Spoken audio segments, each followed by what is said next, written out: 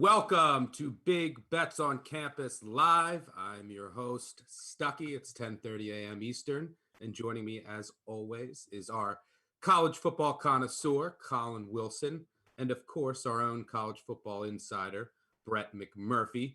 We have a lot to get to today, including our best bets. We have 4 marquee games to cover. Of course, we'll get to our round-robin Underdog moneyline parlay. I do want to remind everyone that all of our picks, data, and just a plethora of actionable information for today's slate can be found on the award-winning Action Network app. Before we get to some of our picks, let's bring in our college football meteorologist, so to speak, Mr. Collin Wilson, to take a look at today's board, which is indeed lit up like a Christmas tree. A lot of movement there, a lot to get to. What's the forecast look like? Yeah, before we get to the actual weather that's happening on some of the fields, we should talk about the fire and brimstone that's going to be in Oxford, Mississippi when Hugh Freeze steps foot on the field. Liberty at +10 most of the week, down to 8 at some books right now. There should be some word on Matt Corral coming out. He's probable expected to play, but you have to wonder how much of this Ole Miss roster is going to participate in this game with Texas A&M on deck. Georgia, another injury to talk about. Georgia was -38 when you and I podcasted Stuck. That's now up to 40.5.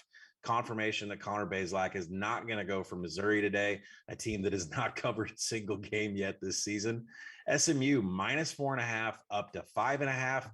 No word out on Memphis quarterback Seth Hennigan yet, the freshman with the big arm. Last week, they struggled a little bit with Parrish at quarterback. We're going to see which direction that they go, but no word on the quarterback situation there. Arizona down to 8.5 against Cal. That number was at 11 throughout the week. Our own Brett McMurphy reported about the COVID issues that are going on with Cal, a decimated roster expected today. And then Michigan State, one of our biggest talked about things on the podcast. That number has come off of 3 down to 2.5, +2.5 for Purdue. That's happening out in Vegas. Jersey is now losing all of the juice in that 3 number. So looks like a lot of Boilermaker money in the market. And then TCU, we talked about it on the podcast. Gary Patterson is out as coach. He still was helping out with the game plan in the office earlier this week. A lot of player support for Gary Patterson, but you and I talked about it on the pod. Will this number blast through 7? It has at multiple books at 7.5. And Georgia Southern, there's a lot of things going on here with Georgia Southern and Coastal right now. First off, we have the spread going from 17 to 15.5. We have a total that's plunging this morning, 40% chance of rain, 16-mile-an-hour winds, cross orientation across the gridiron there. And then there's rumors that Grayson McCall is not going to be at quarterback for the chance today. Keep your eyes on that game. And how do we not close this board out with UMass? Rhode Island opens +2. They're down to a pick. There's money in the market on Saturday morning against UMass. I don't think it matters who the team is, but Rhode Island's taking money against UMass. Well, there's some of us out there, including myself, that are rooting for a UMass win to go over 1.5 wins. But yeah, lots of information out there. I'm looking forward to that Liberty Ole Miss game. That's lots of scouts in town for that game. That'll be throughout the crowd. All right, good stuff there, Collin, on a busy board this Saturday morning. Let's keep things moving and move on to our best bets of the day. Before we do so, let's take a look at the leaderboard. Collin still with a commanding lead over Brett and myself. I did flip out for a new coin this week, so hopefully we can have more success. Mr. Boom or Bust McMurphy, how you feeling this Saturday morning? It's pretty sad. I had a 6-0 week, a 5-0 week, and I'm only 1 game over 500. So got a few weeks to try to reel in Collin. We'll see what happens. Close out strong. I think we can catch him. But I'll kick things off with my favorite bet of the day, and that's a game that we just talked about in Purdue. Purdue +3. 3 is key here, so make sure you get that 3 at home against Michigan State. Look, this Michigan State team has been impressive. Sparty fans should be excited about the future of this program, but they've been quite fortunate. They could have easily lost to Nebraska. They could have easily lost to Indiana and their backup quarterback. And last week, they trailed 30-14 to Michigan in the second half and were thoroughly outgained. Meanwhile, Purdue, I think this is a good matchup for them. Their quick passing attack can take advantage of the weakness of the Michigan State defense, which is their secondary. They play really soft in coverage. I think David Bell and company can have a big day. On the other side of the ball, this Purdue defense has been severely underrated all season. Top 25 in EPA per rush success rate. So I think that they can have some success slowing down Kenneth Walker, who's been unbelievable. And Jalen Naylor, their star receiver for Michigan State, he's banged up. If he can't go, it'll make it even easier to defend Michigan State. So bad spot here for Sparty. Some good matchup advantages for Purdue. So I like the home dog here, who has knocked off the last two top 10 opponents it has faced. So give me the Boilermakers. Boiler up. Collin, where are you going for your best bet today? I'm going to go G5. I'm going to go with one of the most exciting, fastest games of the day. I'm going to hit a Marshall, Florida Atlantic over. It's a number that I projected 61. This is the fastest game of the day. These two teams love tempo. Charles Huff, the first-year coach at Marshall, he's the 5th fastest team in the nation. Willie Taggart at Florida Atlantic are the 30th fastest in plays per minute. Florida Atlantic is outside the top 100 in pass rush. That's going to give quarterback Grant Wells all the time he needs in a Marshall pocket to just flex his muscles and throw it down the field. They are top 20 in big play percentage, the Marshall offenses this season. And so I think that's going to be a factor there. But think about the Owls. They lost their second leading tackler in Khalif Bryce to an arm injury. He won't be there for the Owls, which should increase Marshall's chance to score today. And then the Florida Atlantic offense, their own explosiveness is really centered around the rush game and Johnny Ford. The Marshall defense is great against the pass, but they have issues with rush explosiveness. They rank around 100th against rushing EPA. With tempo, injuries, the fact that UTEP last week against Florida Atlantic was able to erase an 18-point deficit in the fourth quarter, there are going to be a lot of points put up on the board fast in this game. I'm going to take the over. I'm trusting you here. I tailed you on this, so you will be hearing from me if there are not a lot of points. But I agree here. Brett, where are you going for your favorite bet of the day? Yeah, Stuck. I also like an over. Notre Dame Navy over. 9 of the last 10 games in the series have gone over. Thank you, Action Networks Bet Labs, for that info. Of course, Notre Dame's defense, again, no Kyle Hamilton. The Irish have put up over 30 points in 6 of 8 games this year. All they need to do is get to 30 against a Navy defense. I don't think that's too tough to do. I'm confident Navy can do the rest to get this thing over 47.5. Navy's not going to punt. They're going to go for it every fourth down. So that means either a touchdown or a short field for Notre Dame. I'm taking the Irish and the Navy over 47.5. Instead of cover like a champion, how about over like a champion? Love it. Yeah, Kyron Williams has been great for Notre Dame, and that rushing attack has really got going. They made some changes on the offensive line. That's really been the difference with the Notre Dame offense of late. All right, good stuff there. Let's move on to our first 2 marquee games of the day. We'll start with 2 afternoon games. Let's start with an ACC clash. Although technically this is an out-of-conference game with 4-4 North Carolina hosting 8-0 Wake Forest. Before the season, many people might have thought those records would be flipped. North Carolina is a 3-point favorite, very high total of, I think it's sitting at 77 now. Collin, where are you going here between the heels and deeks? Well, you and I talked about it. This is the best live trading game of the day. You're going to be able to get both sides at +7 at some point in what should be very high tempo. But I'm going to go with North Carolina. This number has to be a shock to anybody that doesn't keep power ratings or manage a spreadsheet or lives in an Excel sheet like I do. To see an undefeated Wake Forest team be an underdog in this spot after all this college football playoff talk and all this Dave Clawson love that's out there, to a 4-4 North Carolina team that just lost to Notre Dame, you'd have to think, what is going on here? But this is a game that I project the Tar Heels by 5. Mac Brown's offense has been exceptionally great at running the ball. A 63% success rate running the ball against Notre Dame last week, 61% on the season. That's 15% higher than the national average on the ground. They average 6.4 yards per play. And what that means is you can keep Sam Hartman off the field. You can control the clock if you want to and not be up tempo like we know Phil Longo, the offensive coordinator, likes to do. Wake Forest is 120th in line yards. That's a measurement against the rush. They're bottom 10 in success rate. That is one of the worst defenses in college football, not just ACC, not just Power 5, all of college football. If North Carolina wants to hold the ball for 40 minutes and not let Wake Forest just zip up and down the field, they can do that. So I'm going to take the Heels here. This is a pass for me. I make this line pretty spot on. And as you mentioned, you can just pretty much trade this game. If you want a side, you probably will be able to get a better number live. I do want to give a shout out to Sam Hartman. He's been great all year. If you've read about his story or seen the show QB1, you probably really like the kid. So I'm definitely rooting for him here and then whatever his next steps are. But this is a pass for me. Brett, where are you going? Yeah, a couple of weeks ago, I referenced Steely Dan when correctly picking Wake over Army. I think you guys had Army. I I don't know if you can remember that far back. I remember it though. This week I'm referencing the Talking Heads. Have you guys heard of the Talking Heads? I Yeah. think, yeah. We're down Yeah, the It's a okay. band. Yeah, okay, all right. Yeah. Why the Talking Heads? That's the favorite band of Wake Forest coach Dave Clawson.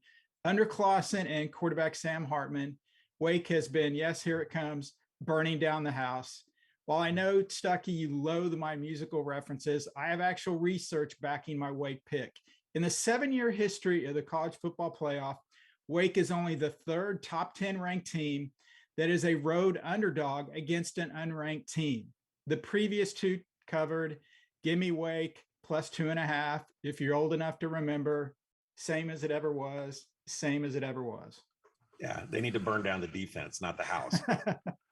Well, now that we've lost our look, I get your musical references. I'm in my 30s, but now that we've lost our 20s audience, let's move on to a Big Ten game. they're on TikTok right now anyway, so we're cool. Let's move on to the Big Ten, where we have another undefeated team in Michigan State in the top 4 of the initial college football playoff rankings, traveling to West Lafayette to take on Purdue. Purdue 3-point underdog at home. It's starting to tick down a little here. Total, I think, is sitting at 53. Collin, where are you going here? Yeah, I agree with you. You and I talked about this on the podcast. I think Purdue's going to win this game, but the numbers just, from a mathematical perspective, I haven't been able to get over the fact that it's so short. So I'm going to go to the over here, where I can see two teams just using explosive plays to their advantage to put points up on the board quickly. Can Purdue defense stop the 1-2 punch of Kenneth Walker on the ground or Peyton Thorne throwing to Jaden Reed? Walker's not only in the Heisman conversation, he's number 1 on PFF in the elusiveness ratings. He's near impossible to take down. Michigan scores points based on explosive plays. That's going to expose a Purdue defense that is 121st in standard downs explosiveness on defense. What does that mean? 1st and 10, 2nd and 7. Michigan State can take one to the house with any kind of sloppy tackling. You go to the Purdue side of the ball, and I know this is why Stuckey likes Boilermakers. I like the Boilermakers, but Purdue has the same advantage. Aiden O'Connell, the great David Bell, is going to be explosive all day. And consider this with Michigan State, for everybody that's in love with them. Michigan is not an explosive offense whatsoever. Cade McNamara doubled the national average in explosive drives last week against this Michigan State defense. What do you think Purdue and Aiden O'Connell and David Bell are going to do?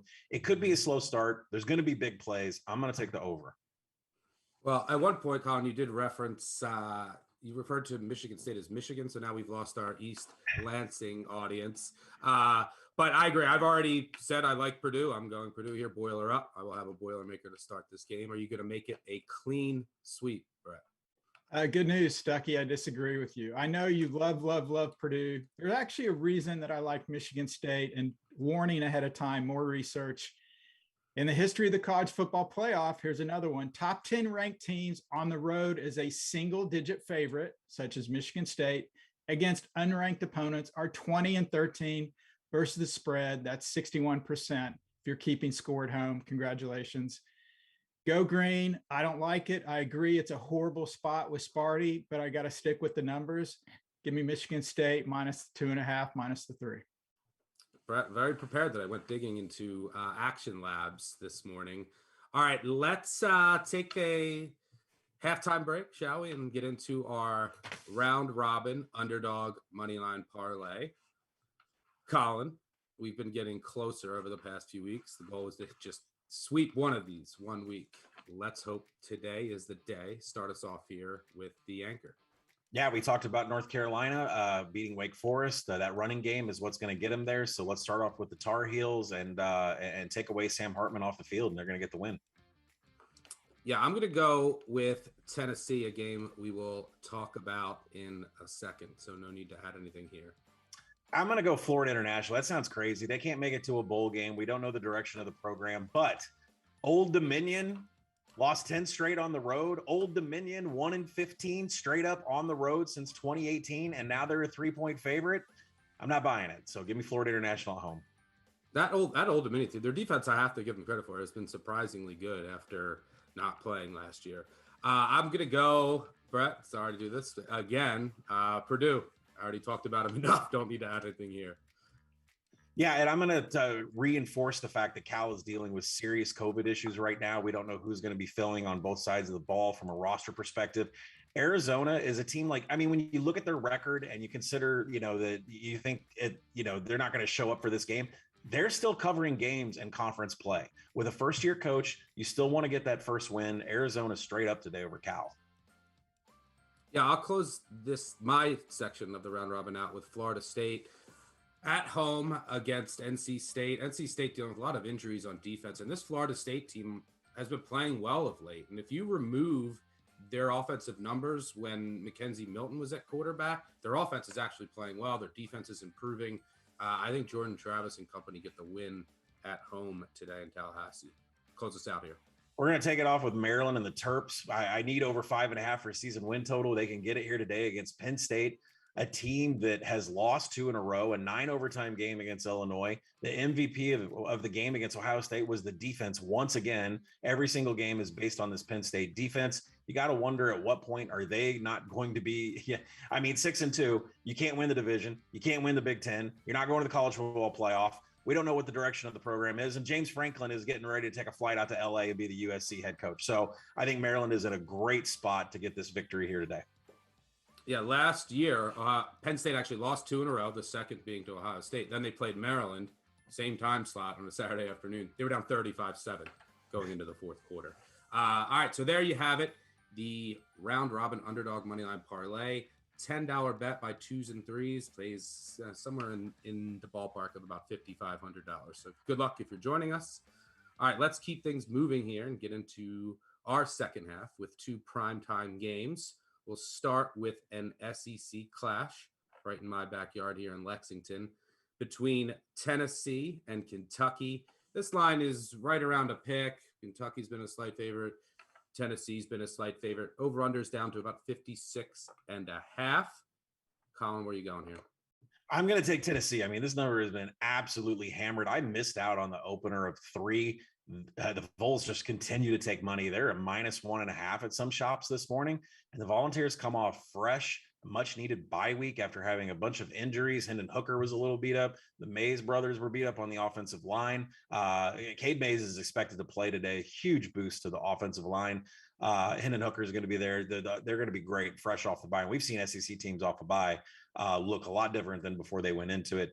The Kentucky roster is loaded with injuries and inefficiency right now. The Wildcats run the ball 57% of their snaps, but Chris Rodriguez has been held to 41 total yards against Mississippi State and Georgia the past 2 weeks. The Kentucky defense, on the other hand, they've fallen to 124th in passing success rate. That's what made Mississippi State such an easy best bet for me last week, because Kentucky's not defending the pass whatsoever. Tennessee is the fastest team in the nation. They're going to look to expose the pass unit, the Kentucky defenders, exactly what Mississippi State did. Rocky Top, Tennessee. Volunteers all the way for me today. Yeah, I agree. For the second week in a row, I'll be betting against Kentucky, which won't make some of my friends happy. But yeah, Tennessee get healthy off of the bye. Hendon Hooker's been great. He can take advantage of a really suspect Kentucky pass defense, and Kentucky's dealing with a lot of injuries. Rodriguez, you mentioned, fumbled last week. He's not fully healthy. He's the straw that stirs the drink for Kentucky. So give me Tennessee here. Brett, can we get our first clean sweep of the day? Of course not. Look, Tennessee announced this week the school would not self-impose a postseason bowl ban because of possible NCAA infractions. But you know what, Tennessee, you actually have to get to 6 wins to be bowl eligible. Read the fine print. I don't think they can do it. Here are Tennessee's wins so far: Bowling Green, Tennessee Tech, Missouri, and South Carolina. Kentucky has home wins already against Florida and LSU. They're unbeaten at home. They're in line for a New Year's Six bowl. Stuckey, they're not going to like you in Lexington today, but I'm all cats. Give me the Wildcats as they march on towards their first Sugar Bowl appearance in about 50 years. People will get over it. In 3 days, no one will care, and it's basketball season. All right, so let's close things out here with our final marquee game of the day, and it's a Pac-12 clash in prime time in Seattle. We have Washington hosting Oregon. The Huskies are a 7-point home dog. This total has been crashing. I think it's down to 48 and a half. There's some weather in the area. Believe it or not, 4-4 Washington, which lost to FCS Montana to start the year. They win this game, they're in first place in the division. Colin, where are you going here? Yeah, I'm going to stay away from the spread. I mean, that's just too much to swallow with Oregon. Considering the way that they beat people and the way Cristobal's built this team, it's not, where they're going to throw up 40 against somebody. So both these teams are dead set on establishing the run. The weather you mentioned, 40% chance of rain, 15-mile-an-hour crosswinds in the stadium. That's going to increase the ground attempts. Anthony Brown, Travis Dye, they lead Oregon rushing attack. That's 14th in line yards. That Washington rush defense is now 118th in stuff rate. They're not stopping anybody at the line of scrimmage. So that means Oregon is going to run the ball like they always do and get their 5 yards. And it's going to be a slow, methodical drive every time. Can the Washington offense under offensive coordinator John Donovan keep up on the ground? The Ducks can be exposed on the ground, especially at the linebacker and the secondary level, but the Huskies are near dead last in big play percentage on offense. I don't think they have the guns to keep up with the Ducks. There's nothing pretty about this game other than maybe the Oregon uniforms. The total took some massive steam from 51 down to 48, a very big key number in college football totals. I'm going to go with the first half under. I just think the weather, the game plan for the run, if it opens up later in the game, I'd be surprised to see it from Washington with the way that they call plays. But I'm going to take the first half under here at 24, also a key number. Yeah, I have some full game under from early in the week, but I'm going to go with Washington +7 here. What you mentioned, I'm taking a leap of faith there. You mentioned the Washington run defense, which has been bad. Their secondary is excellent. They have future pros at cornerback, and you can't throw on them. Can Oregon run the ball here? That's the concern if you're Washington. Well, Washington made wholesale changes on their defense. New starters, moving players around from slot to safety, from outside corner to inside corner, just playing more safeties in the box. I loved what I saw. Now, it was against Stanford, who can't run it, but I'm taking a leap of faith here that this Washington defense will be much stouter. It looks like they adjusted their scheme a bit, and they can compete here. I think this number is too high against an Oregon team that I still think is overrated in the market. This is still a team that lost to Stanford, still a team that needed to come back at home in the fourth quarter against Cal and Fresno State. Who has Oregon beat by more than 7 points this year? Arizona, Colorado, and Stony Brook, all at home. That's it. Give me the Huskies. I think this is a grinder. I like the under, too, which makes the points even more valuable. I'm rolling with Washington. If their run defense is bad, I'll look like a fool, but I'm willing to take a chance with some of the changes I saw last week. Brett, I take it you're going to like Oregon since you've been disagreeing with me all day. Yeah, one of us is going to have a really good week. One of us is going to be, digging ditches next week. Usually when a team is ranked number 4 in the country, they don't need plenty of motivation, but that's exactly what's happened this past week for Oregon. Washington coach Jimmy Lake calls out Oregon's academics, questions their academic standards of the school. And then last night, Stanford gets seal clubbed by Utah and brought out all of the, why is Oregon ranked number 4? They lost to Stanford. Certainly Oregon's hearing all that. Look, have you guys ever seen Mario Cristobal in person? I have. The dude is big. Do you really want to piss him off? No. Let the haters hate. I will reference my earlier stat about Michigan State, and it applies to Oregon. In the 7-year history of the college football playoff, top 10 ranked teams that are single-digit favorites on the road have covered 61% of the time. Usually the 4th-ranked team in the country is fat and lazy and just wanting to hold on to the ranking. Oregon's going to be motivated. There is real hate in this rivalry. They will put their pedal down, foot on the pedal. They will run it up. They will cover the 7. Go Ducks. I'm with you, Brett. This Jimmy Lake comments. My son is thinking about going to Oregon, so I was offended by Jimmy Lake's comments too. So I'm with you. Well, here's my counterpoint is that if Oregon, who's sitting in the top 4, the college football rankings, needs motivation to win against their rival this year, they're in trouble. They shouldn't need any more motivation. How much more motivated can be? And also, Washington's been waiting for this game. They're the team that won the division last year, but they couldn't go to the Pac-12 championship. And Oregon did because Washington had COVID and ended up winning the Pac-12 championship. Both teams will be motivated, hate each other. It's going to be a raucous environment. Colin, break the tie here. If your life depended on it, which side are you taking? Washington +7 or Oregon -7? My power ratings say Oregon -6. Sorry, Brett. Dude. I'm a math guy before an emotional guy. I love my money. So Washington 7. The number says 6 to me. So Stuck. Oregon doesn't need the motivation. I'm just saying they've got it. And by the way, let's see if Washington can get over double digits in this game. That's a fair point. Dylan Morris has not been great. All right. So before we get out of here, let's take a look at our Twitter poll. We asked all of you about a total today, which is going to start here in a game in about a half hour between Army and Air Force. Total is 37.5. You guys said over, barely, right around 51% went over. I'll say, look, until these get a little lower, books are getting a little sharper. They still don't know where to put these out. Maybe I'll one day say over in the Service Academy game. When Service Academies have met since 2005, the under is 39-9-1. Just a lot of familiarity. They know how to defend each other. It's obviously going to be slow and just long possessions. So it's under or nothing for me. Collin, I think you like the over here. I do. I mean, the sharpest people on the planet were you and me like 7 years ago, telling everybody on Twitter, like, this total in the 50s is a joke. This is too high. And then odds makers finally started taking notice, and we started getting totals at 49, 47, 44, and now we're down to 37. All right. So I get it that since 2005, what this series has done to the under with the service academies. We're at 37, a very huge key number. That's 20-17. At some point, you have to look at it and take the over. Now, schematically, both of these teams running the triple, both the defenses can't stop the run. And you look at finishing drives, they're two of the best finishing drives team in the nation. They can get points and get 6 instead of field goals down when they get past the 40-yard line.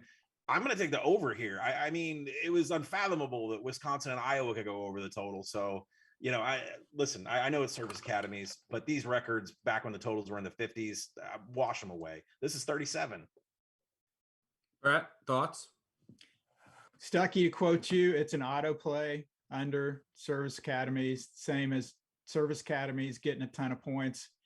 I got to stick with the numbers. Collin, you're a numbers guy when you like the numbers, but when you don't like the numbers, you're not a numbers guy.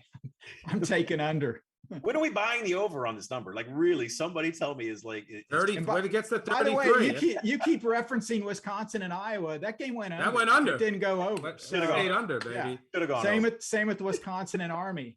Wisconsin Army, yep, that went under Stuckey as well. is the under king. Do not go against Stuckey when he calls out his unders. Thank you, Brett. Although I'm not with you today and everything else, but I do appreciate that.